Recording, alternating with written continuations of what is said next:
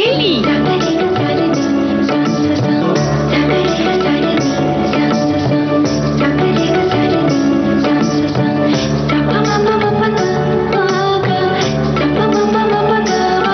सखी सहेली।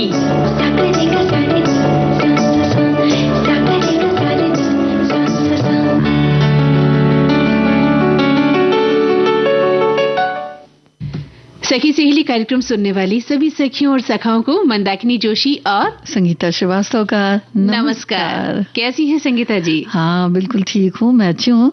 लेकिन मंदाकिनी जी देखिए, ठंड धीमी धीमी सी गुलाबी गुलाबी सी शुरू हो गई है। बिल्कुल बिल्कुल, और आपके चेहरे की रंगत भी गुलाबी गुलाबी सी लग रही है आज तो। मुझे लगता है आज आप टिफिन जब कर रही थी, मैंने देखा आप गाजर का हलवा खा रही थी। मौसम भी है। मौसम भी है, यानी गाजर का हलवा आपने बना लिया है। और आपसे जिक्र हो रहा था तो आपने कहा कि दाल का हलवा, बादाम का हलवा, ये सभी इसी मौसम में खाना चाहिए ताकि चेहरे की जो रंगत है वो गुलाबी गुलाबी हो जाए। वैसे ये मौसम जो है ना मंदाकिनी जी, वो कुछ ऐसा ही है कि खूब सारी अच्छी अच्छी चीजें जो है वो बाजार में है। सब्जी चाहे ले लीजिए, चाहे ये सब चीजें ले लीजिए, तो मजा आता है। बिल्कुल मजा आता है। और मुझे आपको गाजर का हलवा खाते देखकर बड़ा मजा आया था, लेकिन और भी मजा तब आएगा जब वो हलवा आप मुझे भी खिलाएंगी। जी बिल्कुल। तो चलिए, हमारे श्रोता कहेंगे कि आज तो दोनों सखियां हलवे में ही उलझ गई हैं। और ये बताने ही नहीं वाली क्या कि आगे कौन कौन से कार्यक्रम होने वाले हैं। जी हाँ, आज हम बात करेंगे कुछ एक अंतर्राष्ट्रीय दिवस है, तो अपराध और नरसंहार के पीड़ितों का अंतर्राष्ट्रीय स्मरणोत्सव दिवस है। और आज अंतर्राष्ट्रीय जो भ्रष्टाचार विरोधी दिवस है, ये भी हम मना रहे हैं। बिल्कुल। इसके अलावा जैसा कि हमने कहा कि आज संगीता जी के चेहरे की रंगत कुछ खास है, तो रंगत जो सर्दी के मौसम में कैसी होती है, इस पर थोड़ा चर्चा करेंगे। और साथ ही हम बात करेंगे चुकंदर की, है ना, कि चुकंदर को खा के आप किस तरह से प्राकृतिक निखार ला सकते हैं। आजकल आ भी रहे हैं। बिल्कुल, चुकंदर तो बहुत मात्रा में आ रहे हैं और हमें समय समय पर खाते भी रहने चाहिए। तो लेकिन पहले गीत सुन लिया जाए। बिल्कुल।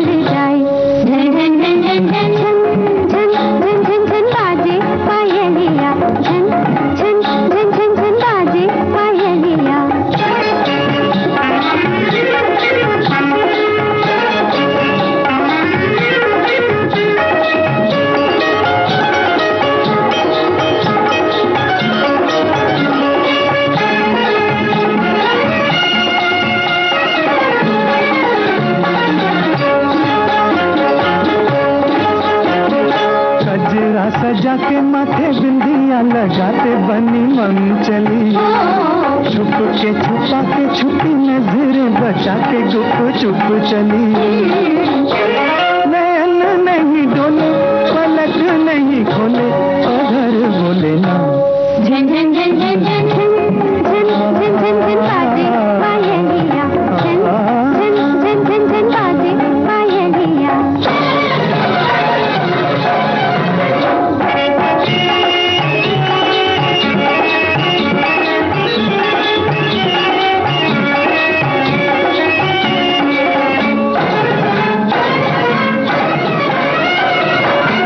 अचरा संभाल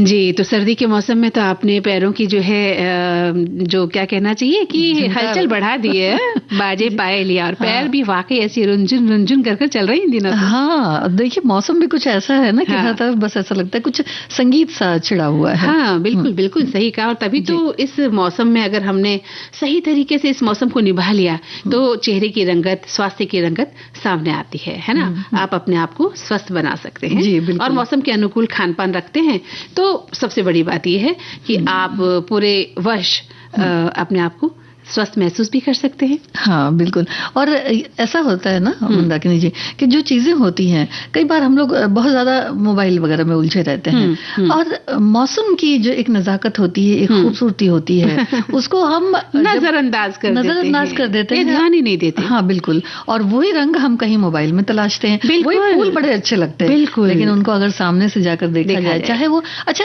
कई बार ऐसा भी होता है कि न सिर्फ यही रंगत जो हम अपने घरों में सजाते हैं, यानी कि बाग बगीचे में, बल्कि कुछ एक जगह ऐसी भी होती हैं जो अनायास ही अपने आप से खूबसूरती से बिल्कुल भर जाती हैं।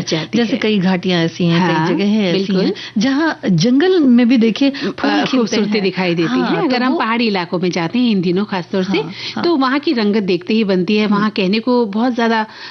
एक बात और कहती हूँ आपसे मैं, अगर आप राजस्थान गई हैं तो वहाँ का जो डेजर्ट है ना, उसमें भी एक खूबसूरती सर्दी के मौसम में देखी जा सकती है। भले ही वहाँ पर पेड़ पौधे नहीं है, लेकिन वहाँ की मिट्टी, वहाँ की जो सीनरी है, वहाँ का जो दृश्य है, प्राकृतिक दृश्य है, और जिस तरह के वहाँ पेड़ हैं, वो उतनी ही खूबसूरत लगते हैं सर्दी के इस मौसम में। यानी कि हर चीज ढल जाती है। हाँ, और देखने वाले की आंख में सुंदरता होनी चाहिए। हाँ, बिल्कुल बिल्कुल। आपने बहुत बड़ी बात कही कि हम मोबाइल में वो सब तलाशते हैं जो प्रकृति में ठीक हमारे सामने है। हमें थोड़ा सा आंख उठाकर देखना है और वक्त निकालना है उसके लिए। और उसका असर हमारी सेहत पर भी होता है, हम लोगों पर भी होता है। जब हम इतने करीब से प्रकृति को देखते हैं तो वो रंगत कुछ ना कुछ हमारे अंदर भी आती है। बिल्कुल आती है। और इसलिए तो मैंने आपको कहा ना कि गाजर का हलवा हो या दाल का हलवा हो या कोई भी हलवा हो, हमारे शरीर को अच्छा बनाता है।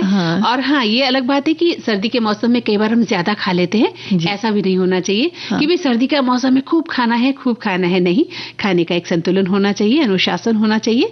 लेकिन जैसा कि संगीता जी ने कहा कि प्रकृति को निहारें, प्रकृति के बीच में जाएं और कुछ खास तलाशें, फूलों में, पेड़ों में, पौधों में, मिट्टी में, वनस्पति में, बागों में, बगीचों में, कहीं भी आप तलाश सकते हैं। मैं तो कहती हूँ कि आप जंगल में भी तलाश सकते हैं और आप चाहे तो रेगिस्तान में भी खूबसूरती तलाश सकते हैं। बया चिड़िया जो है इस समय देखिए घोंसला बनाती है। बिल्कुल। और ये ऋतु जो होती है मंदाकिनी जी, इसे खासकर हेमंत ऋतु कहा जाता है। जी, क्योंकि अभी बहुत ज्यादा सर्दी तो पड़ी नहीं है, तो ये हेमंत ऋतु है और बड़ी ही खूबसूरत सी ऋतु होती है। बिल्कुल। और खेतों से लेकर पहाड़ों तक की रंगत जो है देखते ही बनती है और गर्मी के से हमें थोड़ा छुटकारा मिलता है और इन दिनों हम बहुत ही एक आनंदपूर्ण जीवन बिताते हैं।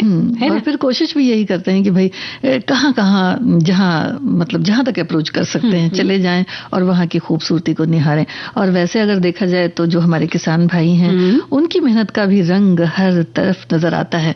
उनकी चाहे फसलों को देखें, चाहे उनके बाग बगीचों को देखें, सब्जियां जो उगाई जाती हैं, अनाज जो है, फल हैं, फूल हैं, तो इन्हें भी अगर पास से निहारें और तो ये खेत आजकल बड़े सुंदर हैं। और कुछ समय बाद देखिए सरसों भी आ जाएगी। तो इसके जो पीले फूल होते हैं वो बहुत सुंदर लगते हैं। कई बार जब हम रेल में, ट्रेन में जाते हैं तो हमें सामने खेत खलियान दिखते हैं और सरसों की जो क्यारियां हैं, पीली सरसों इतनी खूबसूरत लगती है कि मन करता है कि ट्रेन यहीं रुक जाए और हम इन वादियों में खो जाए। और बड़ी सुंदर सी लगता है, कोई जैसे चादर सी पड़ी है। बहुत सुंदर। और मौसम तो अच्छा है, लेकिन जो प्रकृति के नजारे हैं इस मौसम में हमें बहुत अच्छे लगते हैं। लेकिन नींद भी बहुत आती है। तो थोड़ा सा आलस्य हमें त्यागना है और रजाई से बाहर निकलकर प्रकृति को निहारना है, मौसम का आनंद लेना है, अनुशासित जीवन भी बिताना है। और ध्यान रखना है कि सर्दी का मौसम आ चुका है, चाहे हल्की सर्दी है चाहे ज्यादा सर्दी है, आपको गर्म कपड़े निकाल लेने हैं। जी। और इस जो ये सीजन है, यानी कि ऋतु है, इसे प्री विंटर सीजन भी कहते हैं।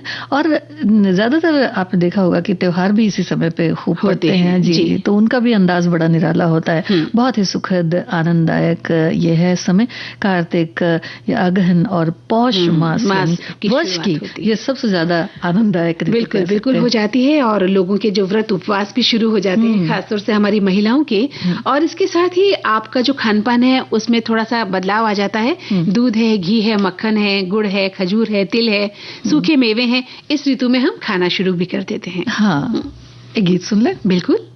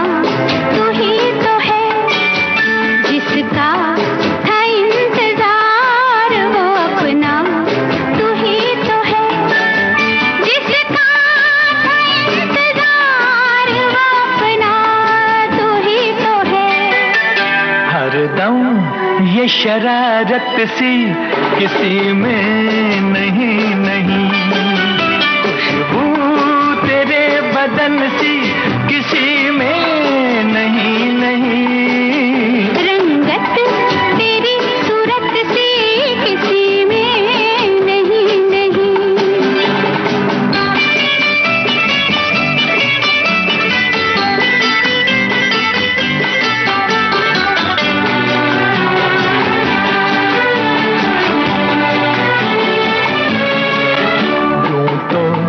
हसीन लाख है दुनिया की राह में, आता नहीं है कोई भी मेरी निगाह में, आता नहीं है कोई भी मेरी निगाह में।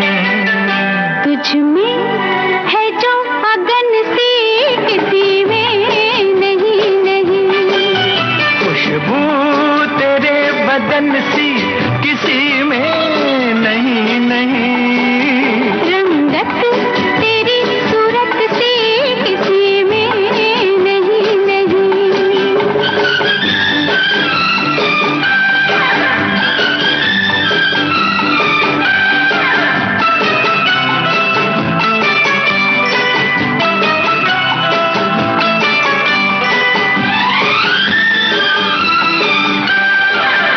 तेरे हंसी ख्याल निगाहों पे छा गए, दुनिया को छोड़ कर तेरे पहलू में आ गए, दुनिया को छोड़ कर तेरे पहलू में आ गए।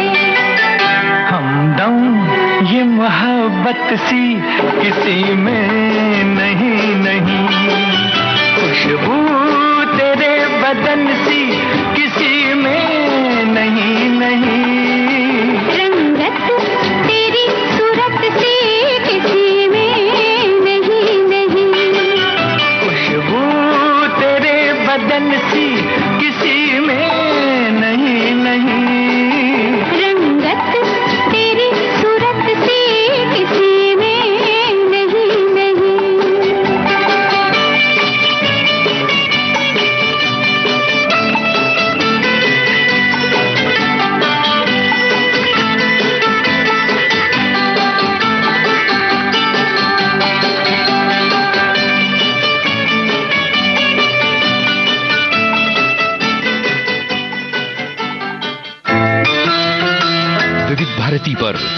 रोज दिन में 1 बजे विविध भारती की गीत माला आपके साथ। जन्म जन्म का साथ है तुम्हारा। इस कार्यक्रम में हर पायदान पर होगी आपकी भागीदारी। हम और तुम, तो हम और आप पिरोएंगे गीतों की इस माला के मोती साथ साथ। हम साथ साथ हैं। जुड़े रहिए हमारे साथ विविध भारती के फेसबुक पेज पर। विविध भारती की गीत माला हर रोज दिन में 1 बजे। विविध भारती, आपका जीवन संगीत। हाय हाय आवाज की दुनिया का फरिश्ता मोहम्मद रफी। ऐसे नगमे जो दिल की गहराइयों में गूंजते हैं। वो जब याद आए, बहुत याद आए। मोहम्मद रफी की जन्मशती पर हमारा विशेष कार्यक्रम। हाँ तुम मुझे यूं भुला न पाओ। उजाले उनकी यादों के। रविवार 15 दिसंबर शाम 4 बजे सिर्फ विविध भारती पर।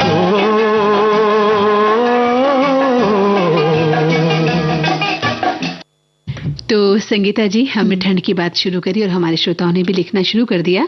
हालांकि हम ठंड की बात कर रहे हैं, शबाब की बात कर रहे हैं। घूमना हो सकता है कुछ श्रोता जा रहे हैं, और वैसे भी आगे आने वाला जो समय है, क्रिसमस की छुट्टियों का समय है, तो लोग बाहर निकलना पसंद भी करते हैं, है ना। और वैसे अभी ठंड की बात हम कर रहे थे, तो अपने पूरे शबाब पर तो नहीं आई है ठंड, और कहते हैं कि सावधानी के साथ भी ठंड से बचाव करते हुए हमें घूमना है, और अपने साथ गर्म कपड़े, ऊनी वस्त्र जितना भी है वो लेकर जाना है। उसमें कहीं भी कंजूसी नहीं करनी है ना। जी जी। और बस घूमना पसंद है तो फिर घूमिए, निकलिए। जी। और पहाड़ी इलाकों की सैर, इस समय जो टॉय ट्रेन चलती है उसका तो बड़ा ही आनंद है। जी। अभी आप भी तो गांव जाके आई हैं। हाँ, जब भी आप बता रही हैं कि भाई जाइए और देख के आइए कि प्रकृति अपने कितने निखार पर है। बहुत आपका अनुभव कैसा रहा गांव का? हाँ जी, बहुत बढ़िया, बहुत बढ़िया रहा। जी, बहुत बढ़िया। तो हमारे श्रोताओं ने भी अपने संदेश लिखने शुरू कर दिए हैं। आप लिख रहे हैं कि मनुष्य सर्दियों की ठंड के प्रति संवेदनशील है, जो शरीर की कोर और सतह दोनों की गर्मी को बनाए रखने की शरीर की क्षमता से समझौता करता है। बर्फीली सतहों पर फिसलना सर्दियों की चोटों का एक आम कारण है। एक श्रोता लिख रहे हैं हमारे कि सर्दी साल का सबसे ठंडा और सबसे अंधेरा मौसम होता है। ये शरद ऋतु के बाद और वसंत से पहले होता है। पृथ्वी की धुरी के झुकाव के कारण मौसम बनते हैं। सर्दी तब होती है जब एक गोलार्ध सूर्य से दूर होता है। विभिन्न संस्कृतियां सर्दियों की शुरुआत के रूप में अलग अलग तिथियों को परिभाषित करती हैं और कुछ मौसम के आधार पर परिभाषा का उपयोग भी करती हैं। एक श्रोता लिख रहे हैं कि सर्दी का सबसे अच्छा फायदा है खान पान। सर्दी आदमी को मोटा कर देती है। कमजोर शरीर भी तंदुरुस्त हो सकता है। देसी घी, ड्राई फ्रूट्स, गर्म चीजें बहुत खानी चाहिए। हमारे शरीर को खाना लगता है इन दिनों, और सबके तन पर कपड़ों की भी भरमार होती है। रात में नींद बहुत गहरी और अच्छी आती है। जल्दी सोने की आदत भी जो है कम हो जाती है। और घर में ध्वनि जो पॉल्यूशन है उसमें भी कमी आती है। पंखे की आवाज, कूलर, एसी की आवाज में कटौती होती है और बिजली का बिल भी कम आता है। तो बड़े सारे फायदे हैं जी। बहुत सारे फायदे हैं। एक श्रोता लिख रहे हैं कि आजकल के खाने में मेथी, बथुआ, मूली, गोभी, आलू के पराठे बहुत पसंद आते हैं। मिक्स वेज सूप, मशरूम का सूप और तरह तरह के सूप बनने लगे हैं। घरों में हीटर, ब्लोअर चलने लगे हैं। पूरी तरह से ठंड जारी है। अभी बारिश होने के बारे में भी ऐसी भविष्यवाणी है। ठंडक ऊपर से उफ कितनी ठंडी है हवा, लिखते हैं। और एक श्रोता लिख रहे हैं कि रंगत सर्दी के मौसम की अब पहले जैसी सर्दी कहाँ हो रही है। नहीं तो दीपावली के पहले ही गर्म कपड़ों के साथ रजाइयां भी निकल जाया करती थी, किंतु अब तक उनकी आवश्यकता ही मालूम नहीं पड़ रही है। केवल सुबह शाम की ही ठंड है, और ऐसे में माहौल में गर्म पौष्टिक आहार सामग्री का ज्यादा सेवन करने से अपच या अन्य बीमारियां भी हो जाती हैं, क्योंकि ग्लोबल वार्मिंग का ही परिणाम है कि ऋतुएं विपरीत होती जा रही हैं। इसलिए कहते हैं, देखिए बीच बीच में हम लोग कितनी बातें भी करते हैं कि पेड़ लगाने चाहिए, क्योंकि इससे जो ऋतु परिवर्तन है उस पर बहुत असर पड़ता है। लेकिन हम जो है वो प्रकृति का दोहन करने में लगे हुए हैं। हाँ, तो इसी वजह से ये सारी चीजें हैं कि मतलब ठंड के मौसम में ठंड का एहसास नहीं होता। गर्मी में फिर लगता है कि बहुत ज्यादा गर्मी है।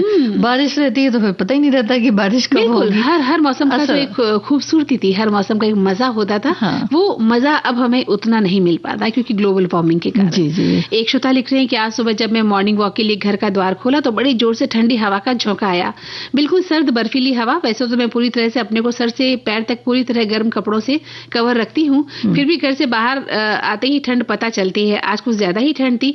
वैसे ठंड धीरे धीरे बढ़ रही है, अदरक वाली चाय और कॉफी की चाहत भी होने लगी है। अच्छा खाने का मन बहुत करता है, रातें लंबी और दिन छोटे होने लगे हैं। तो चाय और कॉफी की इन्होंने बात करी, तो फिर वो जो अलाव जलाते हैं वो भी तो आजकल खूब जल रहे हैं। भाई जो पहाड़ी इलाके हैं, जो घाटी के इलाके हैं, वहाँ तो खूब सर्दी है, तो जो लकड़ी से जो आग जलाई जाती है, बिल्कुल उससे ही तपिश जो है उनको मिलती है, गर्माहट जो है मिलती है। बॉन फायर भी बड़ा अच्छा लगता है, बहुत तो खूबसूरत स्मृतियां दर्ज हो जाती हैं आजकल जो मौसम चल रहा है। और जो एक देखिए आजकल कई जगह पे बहुत सारे जो बाग बगीचे हैं वो भी खुले हुए हैं, जहाँ अलग अलग तरह के फूल खास नजर आते हैं। अब अगर बात करेंगे जम्मू कश्मीर की जो घाटियां हैं उनकी बात करें, या फूलों की जो घाटियां हैं उत्तराखंड की तरफ उनकी बात करें, तो अगर खास गुलाब की बात करें, लाल पीले सफेद गुलाबी नारंगी और काले गुलाब जो होते हैं, ये कश्मीर में बड़े सुंदर नजर आते हैं, बहुत सुंदर और बहुत बड़े बड़े खिलते हैं। हाँ, काले गुलाब की बात आपने कही। मैंने एक उपन्यास पढ़ा था काला गुलाब, तब मैं छोटी थी, मुझे समझ नहीं आया कि क्या काला गुलाब भी होता है। हाँ, लेकिन धीरे धीरे जब मैं बड़ी होती गई उसके बारे में मुझे जानकारी मिली कि गुलाब की भी कई तरह की जो है कैटेगरी है और कई तरह के रंग गुलाब के मिलते हैं। और गुलाब की खेती भी हमारे एक श्रोता थे, वो हमें बताते थे कि वो कश्मीर में गुलाब की खेती किया करते हैं और गुलाब के बारे में हमें भरपूर जानकारी वो दिया भी करते थे। तो इन दिनों जो मौसम है बहुत ही खूबसूरत है, और अगर आप अपने गांव जाना चाह रहे हैं तो वहां आप खूब हरे भरे चारागाह देख सकते हैं। पहाड़ी और मैदानी इलाकों में पशुओं और मवेशियों के लिए भी बहुत ज्यादा अभी आपको उनका भोजन जो है उपलब्ध मिल सकता है कि वो मवेशी जो है पशुओं को चराते हैं। तो वहीं ठंड के मौसम में पंछियों का जो डेरा है वो भी हमें नजर आने लगा है। खूबसूरत पंछी जल स्रोतों के आसपास नजर आते हैं और बहुत खूबसूरत नजारा होता है ये, है ना। और देखिए हमारे एक श्रोता लिख रहे हैं कि नमस्ते करते हुए कह रहे हैं कि उन्होंने कहा है कि सर्दी के मौसम की रंगत की क्या कहने, सभी के परिधान रंगीन हो गए हैं, खेतों में फसल की हरियाली बढ़ने लगी है, हमें भूख भी अच्छी लगने लगी है और जो कुछ खाते हैं आसानी से पच भी जाता है। हर व्यक्ति सर्दी में चल भले ही ठिठुर रहा हो, लेकिन सर्दी की एनर्जी बढ़ जाती है शरीर की, और कोई काम करते हमें आलस नहीं रहता। नई नई सब्जियां बाजार में आ रही हैं, तरह तरह के साग सब्जियां आ रही हैं जो हर तरह से पौष्टिक हैं। सरसों का साग, पालक, मेथी, चौलाई, चना, मटर का साग सभी को पसंद आता है। बथुआ का साग पहिता देहातों में च्यवनप्राश का काम करता है जो उड़द की दाल में बनता है। कीड़ों मच्छरों से निजात मिल जाने से भरपूर नींद इस मौसम की खास विशेषता है। हाँ, तो ये साग तो बड़े अच्छे लगते हैं खाने बहुत में। सुंदर जी। और अगर ये जो कैमरा वगैरह है लेकर जाते हैं तो देखिए जो फैशन है आज के समय में वो भी बड़ा अलग सा नजर आता है। स्वेटर है, शॉल है, तो बहुत अलग अलग सा तरह के। हाँ, और वो सारी चीजें जो है ना वो कैमरे में कैद हो जाती हैं। तो एक गीत सुन ले। बिल्कुल।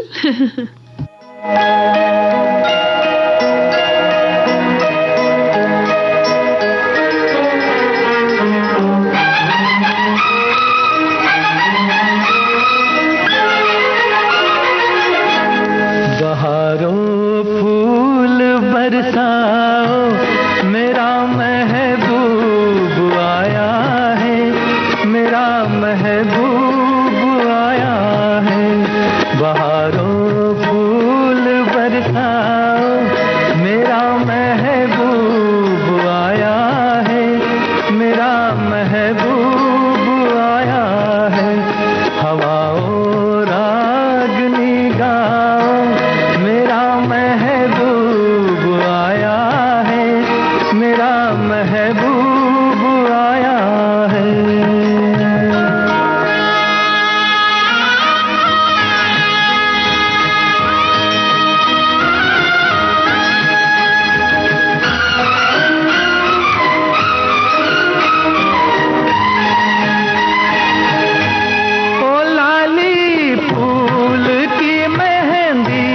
लगा इन गोरे हाथों में,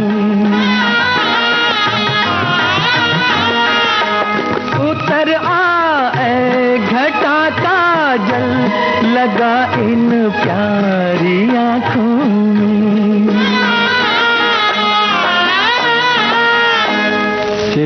बहारों मांग भर जाओ, मेरा महबूब आया है, मेरा महबूब आया है। बहारों फूल बरसाओ, मेरा महबूब आया है, मेरा महबूब आया है।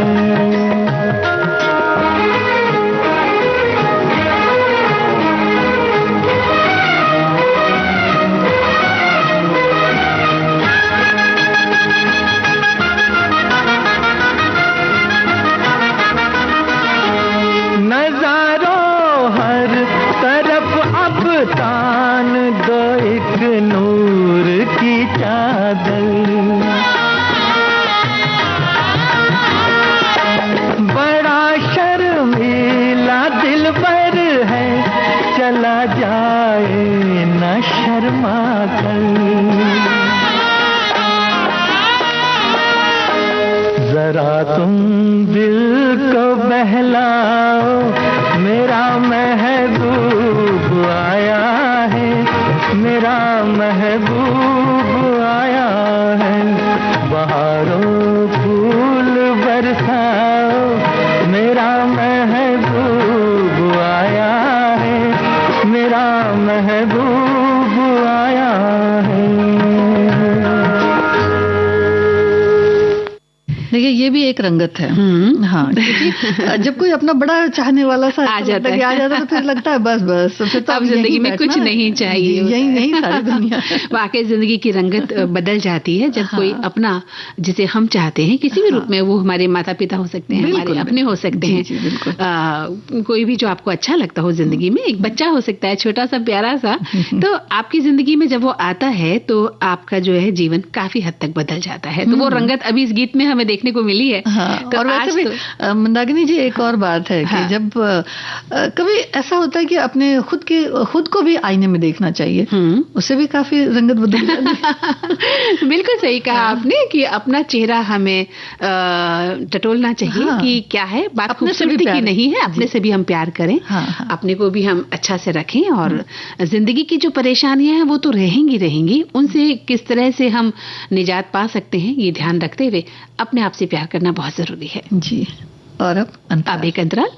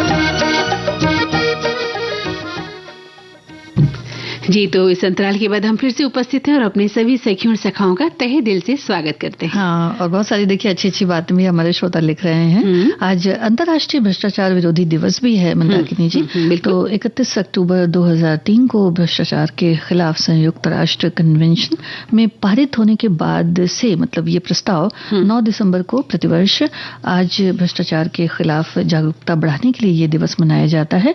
और ये बात तो बहुत लाजमी है, देखा जाता है कि बड़ी चुनौतियां बड़ा दिखाई पड़ती हैं आजकल के ज़माने में, तो उनका सामना करना कि किस तरह से हम इन चीज़ों से अलग रह सकें, दूर रह सकें, ये काफी हद तक अपने ऊपर भी निर्भर करता है, क्योंकि जागरूकता इसके लिए बहुत जरूरी है। बिल्कुल बिल्कुल। तो आपने संगीता जी बहुत सही कहा, लेकिन अंतर्राष्ट्रीय भ्रष्टाचार विरोधी दिवस तो हम आज के दिन मनाते ही हैं, लेकिन इससे पहले एक भ्रष्टाचार की जो परिभाषा है वो क्या है ये भी हमें थोड़ा मालूम होना चाहिए।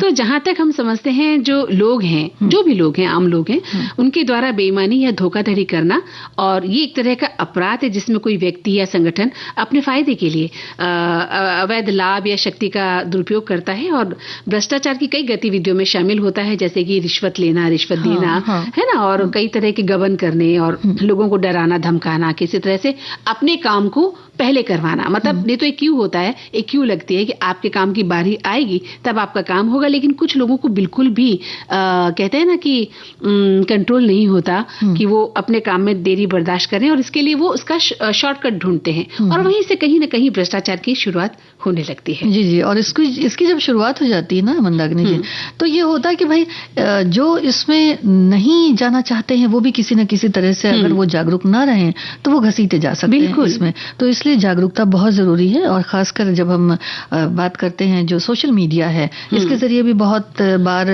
लोगों को क्या दिग्भ्रमित किया जा रहा है, भ्रमित हो जाते हैं, तो उनको पता नहीं चलता कि भाई ठीक है हमें इतना देना है तो देना, अच्छा क्यों देना, कहाँ देना, कैसे देना, ये हमें पता नहीं है। हमने सोशल मीडिया को जैसे सब कुछ मान लिया है। जो हमें लिखा मिलता है, किसी भी तरह का कोई संदेश जैसे ही किसी व्यक्ति द्वारा लिखा जाता है, बोला जाता है, हम तुरंत उसका पालन करने लग जाते हैं। हम सोचते ही नहीं कि ये चीजें हमें कहाँ ले जा रही है, ये अंधभक्ति हमें कहाँ ले जा रही है, कहाँ फंस जाएंगे, कहाँ फंस जाएंगे। हमें समझना होगा कि जो चीज हम पढ़ रहे हैं पहले उसके बारे में पता करें कि किस हद तक सही है और किस हद तक हम इससे अपने आप को जोड़ चुके हैं। तो ये चीजें हमें अपने बच्चों को भी समझानी है और खुद भी हमें समझनी है। जी जी। इससे जो व्यक्तिगत अस्थिरता है वो भी आती है, जो आर्थिक संपन्नता है वो भी प्रभावित हो जाती है, जो प्रगति है वो चाहे प्रति व्यक्ति हम देखें या फिर राष्ट्र की तरफ से देखें, तो इसका प्रभाव सबके ऊपर पड़ता है। और भ्रष्टाचार तो कह सकते हैं कि एक इसका प्रभाव कुछ दीमक की तरह है। बिल्कुल, वो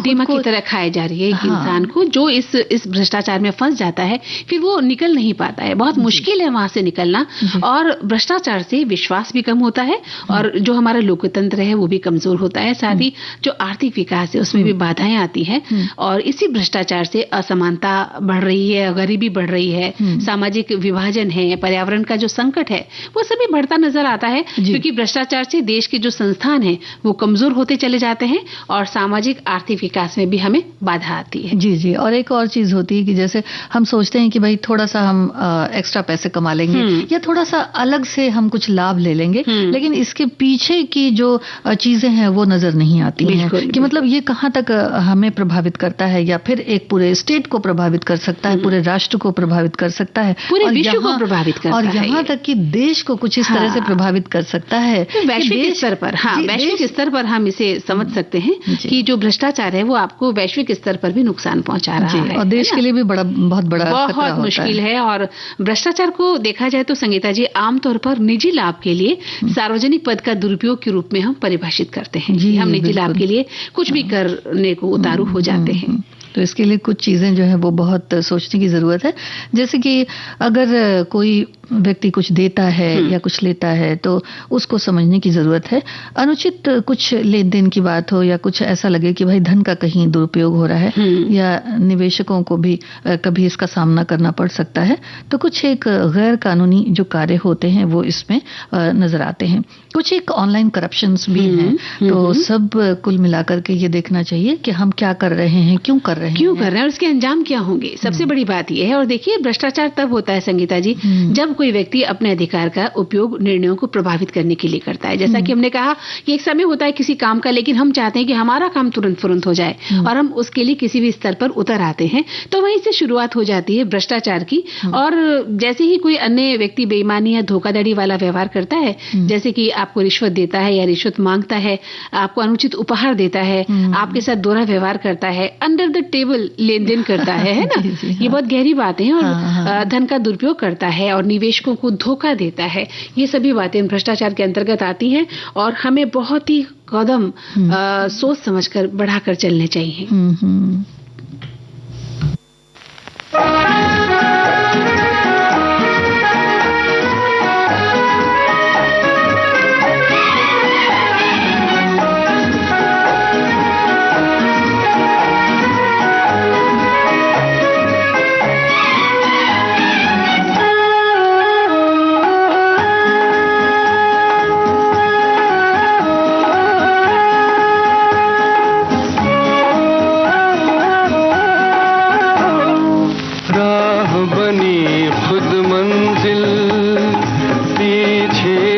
गई मुश्किल, साथ जो आए तुम, राह बनी खुद मंजिल, पीछे रह गई मुश्किल, साथ जो आए तुम, राह बनी खुद मंजिल।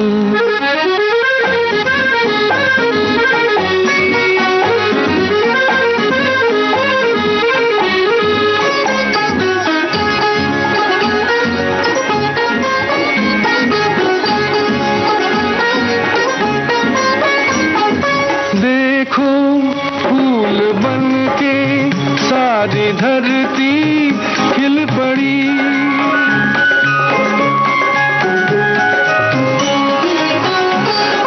देखो फूल बन के सारी धरती खिल पड़ी, गुजरे आरज़ू के रास्तों से जिस घड़ी, जिस्म चुराए तुम, राह बनी खुद मंजिल, पीछे रह गई मुश्किल, साथ जो आए तुम, राह बनी खुद मंजिल।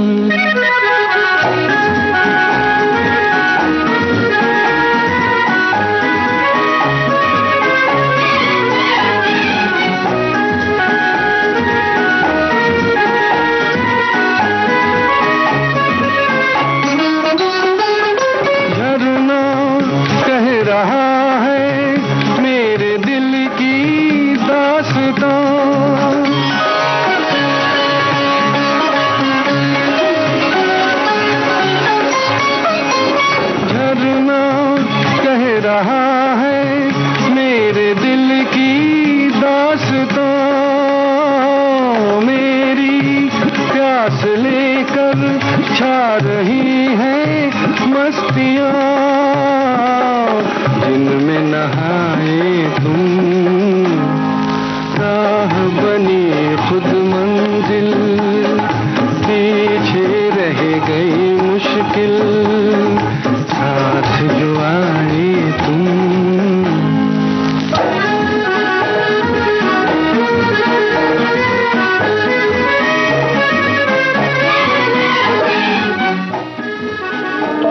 विविध भारती के पास है बेमिसाल हस्तियों का अनमोल खजाना।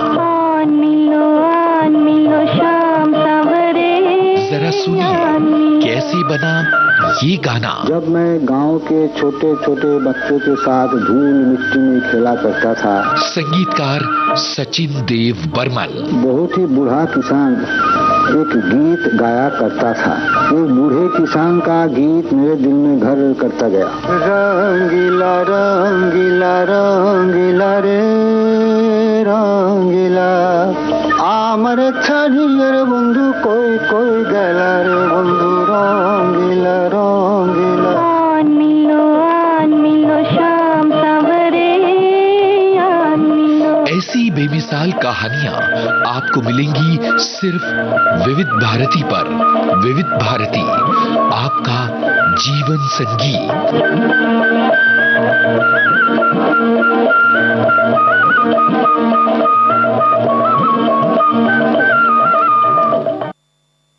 जी, हम लोग जो बात कर रहे थे मंदाकिनी जी, उसी संदर्भ में ये है कि जो सामान चीज हम खरीदने जाते हैं उसमें भी बहुत बार हम लोगों को अलर्ट रहना पड़ता है कि हम तो जो पैसे देते हैं तो 500 रुपए है या जो भी है, तो उसके जो हमें छुट्टे मिलते हैं, जो चेंजेस मिलते हैं, उसको हमको ठीक से देखना चाहिए कि भाई ये नोट सही है कि नहीं है। तो इसकी भी पहचान जरा सा आप सोच समझ के करनी है, क्योंकि ये भी एक तरह का बहुत बड़ा धोखा है जो समाज को क्या पूरे देश को खोखला करता है। बिल्कुल आपने सही कहा कि जब भी आप किसी का पैसे का लेन देन करना जाते हैं तो जब वापसी में जो पैसा आपको मिलता है उसको ध्यान से लें कि कहीं वो नकली नोट तो नहीं है।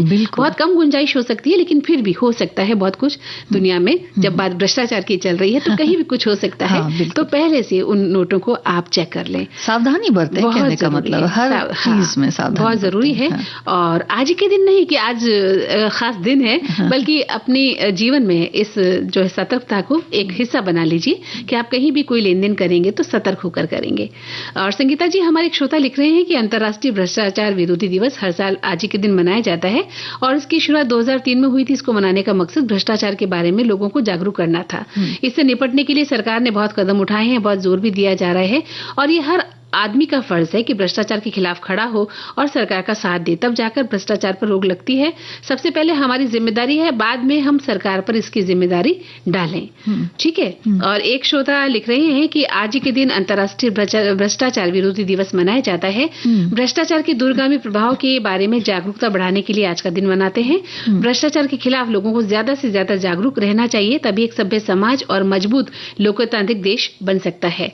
और देश का आम नागरिक सबसे ज्यादा पीड़ित जब होता है, जब उसके साथ भ्रष्टाचार हो जाता है, तो अर्थव्यवस्था को कमजोर करता है और सामाजिक असमानता को गहरा देता है।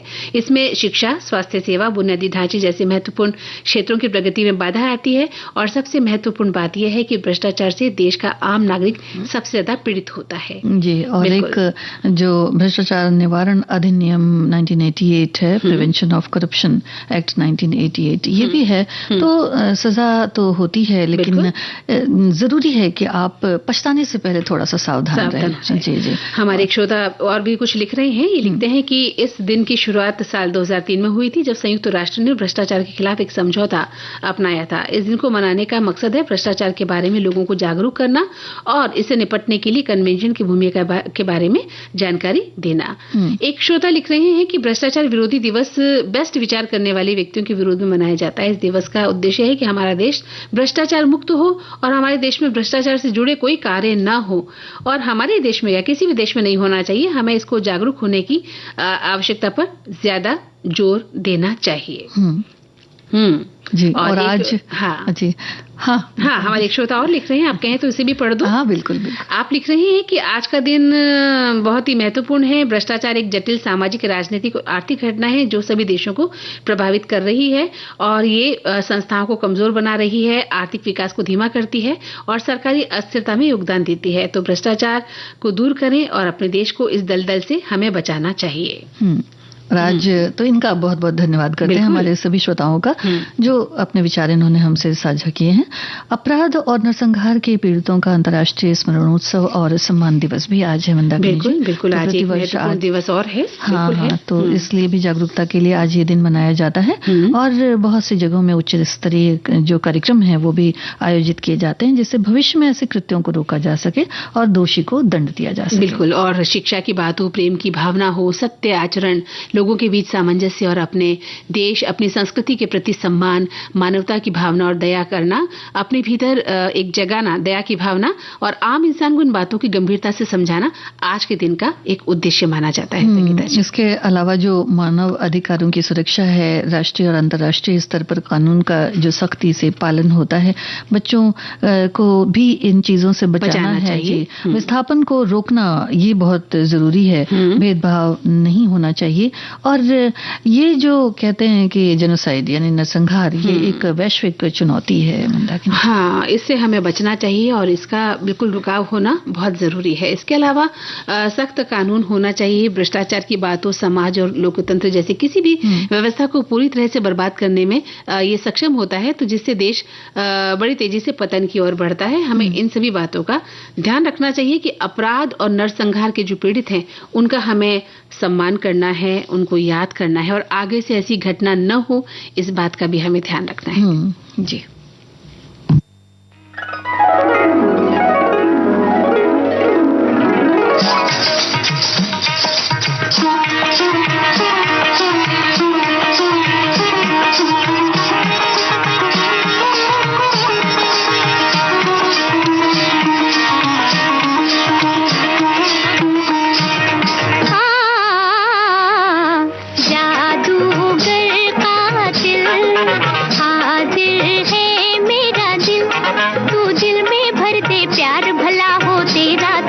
तेरी नौजवानी की कसम,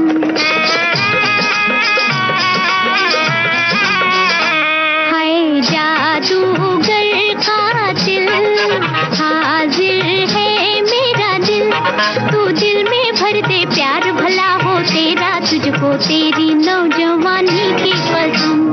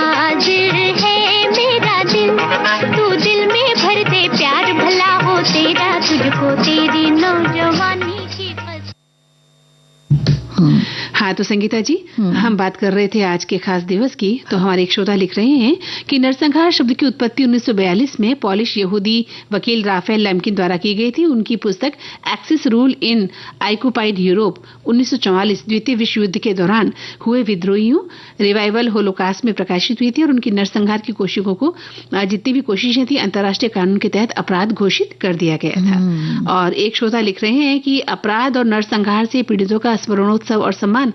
भाई, यदि ऐसा भी कोई दिवस है तो ये तो एक ऐसा कार्य है, ऐसे लोगों को उपेक्षित रूप से देखा जाता है और इन्हें समाज से कुछ अलग होते हुए देखा गया है, तो ऐसे लोगों का सम्मान करना बहुत अच्छी बात है। एक श्रोता हमारे लिख रहे हैं कि कई कार्यक्रमों के बारे में लिख रहे हैं कि कुछ कार्यक्रम और शुरू किया जाए। एक श्रोता ने लिखा है कि अपराधों के प्रति सम्मान और उनकी याद होनी चाहिए। अपराधियों के प्रति कोई अगर कैसा भी अपराध करे, लेकिन सम्मान के लिए जो दिन मनाया जाता है उसको हम पूरे दिल से मना रहे हैं। आज जो लोग अपराध से पीड़ित हैं उनका हमें मजाक नहीं उड़ाना चाहिए, बल्कि उन्हें ये एहसास दिलाना चाहिए कि हम भी उनके साथ हैं। तो ये फिर वही बात हो जाती है कि हम लोगों को अपनी तरफ से भी बहुत कुछ सोचने की जरूरत है कि हम किस तरह से पेश आते हैं। और ये दिन तो इसलिए खास मनाया जाता है, तो इस बात को हमेशा ध्यान में रखना चाहिए। नहीं कि ये दिवस ही हो गया तो बस, बल्कि इन चीजों को हमेशा ध्यान में रखना चाहिए। और आज बात करते हैं जो प्रकृति की बात हमने काफी करी है जी, तो थोड़ी निखार की बात भी कर लेते हैं। तो जो आज कल जो सब्जियां आ रही हैं या जो चीजें हम रसोई में खूब सारी हरी भरी देख रहे हैं, तो उनमें चुकंदर का जो रस है वो भी बड़ा खास फायदेमंद है, चाहे उसे पिया जाए और चाहे तो फिर उसका अलग अलग तरह से हम उपयोग कर सकते हैं। पाउडर। वैसे चुकंदर को जब हम देखते हैं ना तो लेने की इच्छा नहीं होती है संगीता जी, वो इतना सूखा रूखा उदास सा दिखता है गोल गोल सा मटमैला सा पड़ा हुआ, उसको देखकर बिल्कुल मन नहीं करता कि हम चुकंदर उठाएं और खा लें, है ना।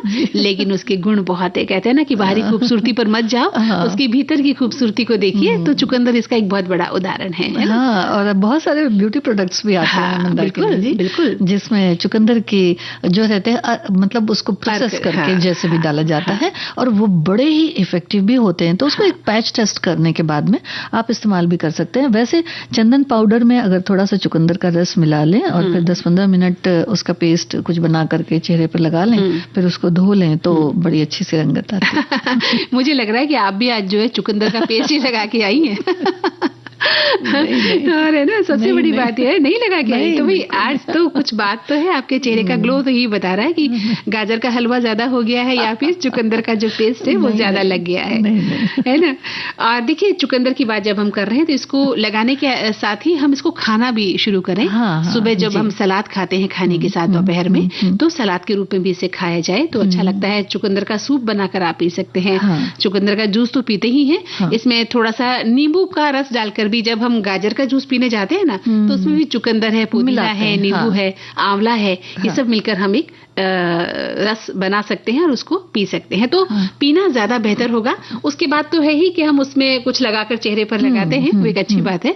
तो ठीक है, आप उसका पेस्ट जो है बनाएं और नींबू का रस मिलाकर चेहरे पर लगाएं तो आपके चेहरे पे जो है धब्बे, दाग धब्बे हैं वो बहुत कम होते हैं। जी, मेहंदी में भी मिलाकर बालों पर अगर लगाया जाए अच्छा तो बहुत अच्छा होता है जी। सिल्की होते हैं बाल और डैंड्रफ फ्री होते हैं। अच्छा, ये बात तो मुझे आज पता चली कि मेहंदी के साथ भी इसका उपयोग किया जाता है। और ठंड का मौसम है, आप चुकंदर की सब्जी बना सकते हैं, इसका रस ले सकते हैं और ये आपके पेट के लिए भी बहुत ही अच्छा होता है। आपके पेट को बहुत ही मुलायम रखता है।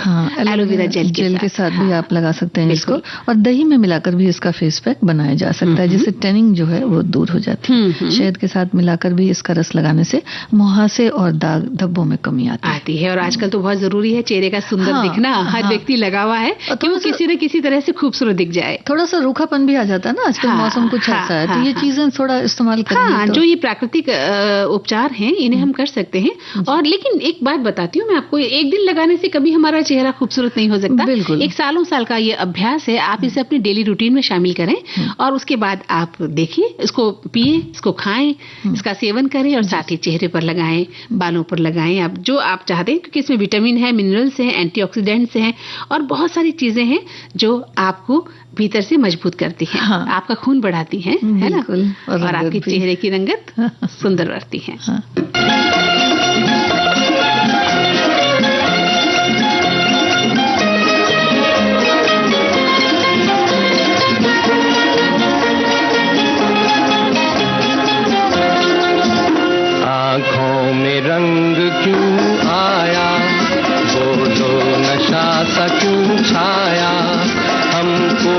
राज बतलाओ, दिल खो के तुमने क्या पाया। चमकी नसीब की राहें, हम क्यों न आज इतराए, राहों से हट गए कांटे, तो फूल क्यों न मुस्काए। आँखों में रंग क्यों आया।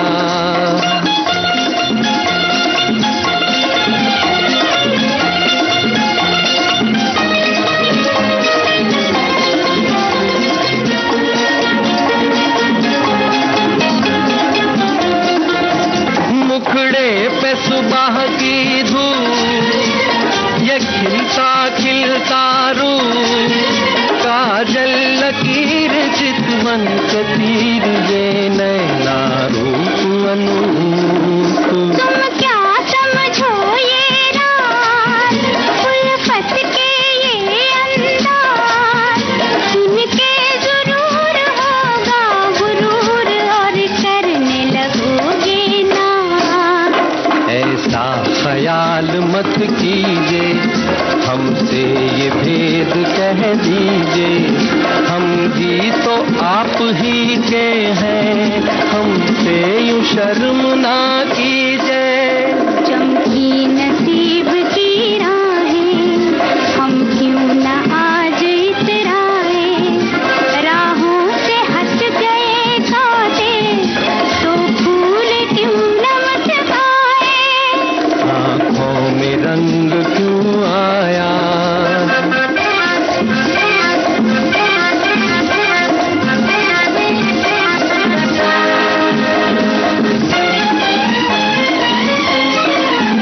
तरसा वो न यूं हमदम, तुम्हें ना दो अदा की कसम, जल्दी से बोल दो ये राज खोल दो, पर्दा उठा दो सनम। हरगिज़ न कहूँगी ये बात, जोड़ोगे न जब तक हाथ, बनके नसीब रहना करीब, यूं तारा चांद के साथ। तुमसे जुदा न होंगे हम, बदले हजार ये आलम, हम तुम पे जान दे देंगे, गाती है सांस की सरगम। आँखों में रंग क्यों आया। हाँ जी, तो संगीता जी, हमारे श्रोता तो लगातार हमें लिख रहे हैं चुकंदर के बारे में, हालांकि समय हमारे पास कम है और श्रोताओं के जो विचार हैं बहुत ज्यादा आए हैं। एक श्रोता लिखते हैं कि चुकंदर के रस में बीटा लेस होता है, जो शरीर में ब्लड जो कोशिकाएं हैं उनको बढ़ाता है और जिससे त्वचा का रंग निखरता है। एक श्रोता लिखते हैं कि चुकंदर रक्तचाप को नियंत्रित रख सकता है, इससे हृदय रोग और स्ट्रोक का खतरा भी कम हो जाता है। चुकंदर खाने से ऑक्सीजन के उपयोग और सहन शक्ति में सुधार करके आप अपनी शक्ति को बढ़ा सकते हैं। एक श्रोता ने लिखा है कि मैंने चुकंदर को चेहरे पर तो नहीं लगाया है, लेकिन इसका सेवन जरूर किया है और इसका सेवन करने से मैं काफी हष्ट-पुष्ट अपने आप को महसूस करता हूँ। ये ब्यूटी प्रोडक्ट्स में बहुत यूज होता है। ये बात और है कि हम लोग नहीं यूज करते हैं, जो लोग नहीं, लेकिन ये ब्यूटी प्रोडक्ट्स में बहुत यूज होता है। लेकिन तो चलिए, आज आपने जो बताया है, मुझे लगता है कि अब हम ब्यूटी प्रोडक्ट्स में इसको यूज करना शुरू कर देंगे। और अब तो कार्यक्रम का समय बिल्कुल समाप्त हो चला है। इजाजत सभी को, संगीता श्रीवास्तव और मंदाकिनी जोशी का नमस्कार।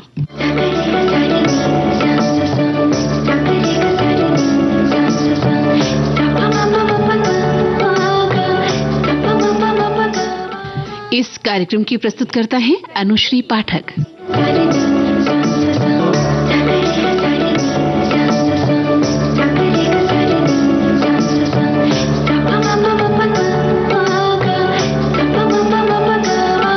सखी सहेली।